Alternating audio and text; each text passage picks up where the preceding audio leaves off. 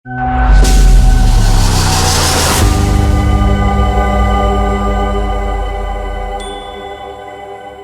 आप देख रहे हैं लोकमत राजस्थान। मैं हूं निशु शर्मा आपके साथ।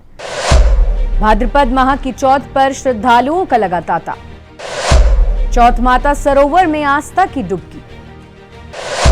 विशेष व्रत और नवविवाहितों की हाजिरी। सवाई माधोपुर जिले के चौथ का बरवाड़ा कस्बे में स्थित प्राचीन एवं प्रसिद्ध चौथ माता मंदिर में भाद्रपद माह की चतुर्थी पर मंगलवार को आस्था का भूतपूर्व सैलाब उमड़ पड़ा।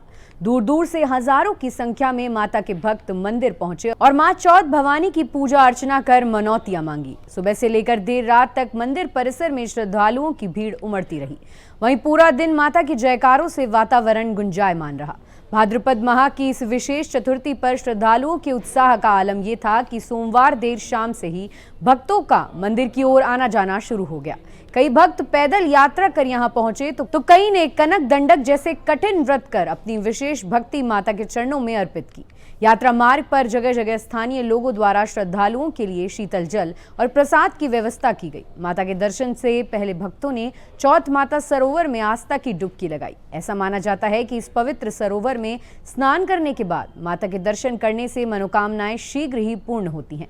स्नान के बाद भक्त जयकारों के साथ मंदिर की ओर बढ़े। मंदिर के मुख्य मार्गों पर भक्तों की लंबी कतारें देखी गईं, जिनमें महिला, पुरुष, बुजुर्ग और बच्चे सभी माता की भक्ति में लीन थे। भाद्रपद माह की चतुर्थी को माता का विशेष व्रत रखा जाता है। इस अवसर पर बड़ी संख्या में महिलाओं ने निर्जला व्रत कर माता के चरणों में भोग अर्पित किया और अपने परिवार की सुख समृद्धि की कामना की।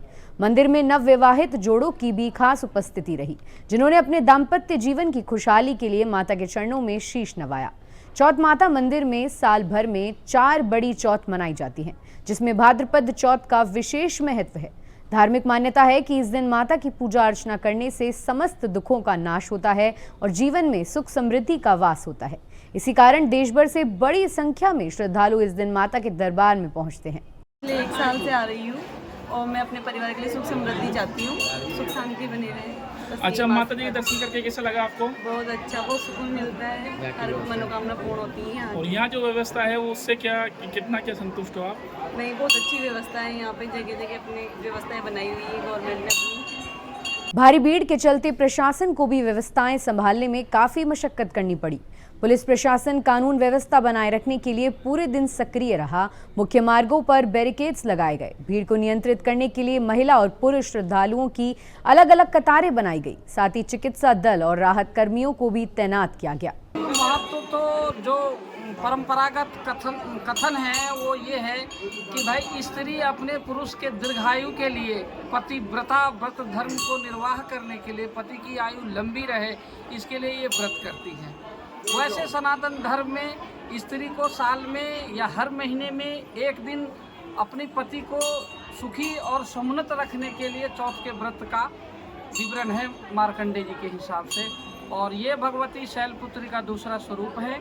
यहाँ आने वाले समस्त लोगों का मनोकामना पूरी होता है और जो भी मन्नत मांगते हैं, हमने तो पिछले 20 साल में एक्सपेरिमेंट किया, भगवती के पास जो भी अर्जी लगाओ वो पूर्ण रूप से सफल होता है।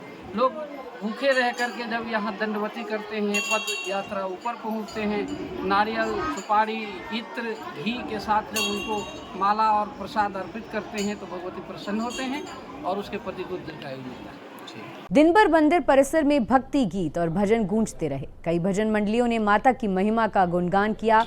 माता के दरबार में पहुंचकर भक्तों ने नारियल, चुनरी और प्रसाद अर्पित कर पूजा अर्चना की। महिलाओं ने पारंपरिक रीति के अनुसार चौथ माता की कथा सुनी, जिसमें माता के त्याग, बलिदान और शक्ति का वर्णन किया गया था। ऐसी और ताज़ा खबरों के लिए आप देखते रहिए लोकमत राजस्थान।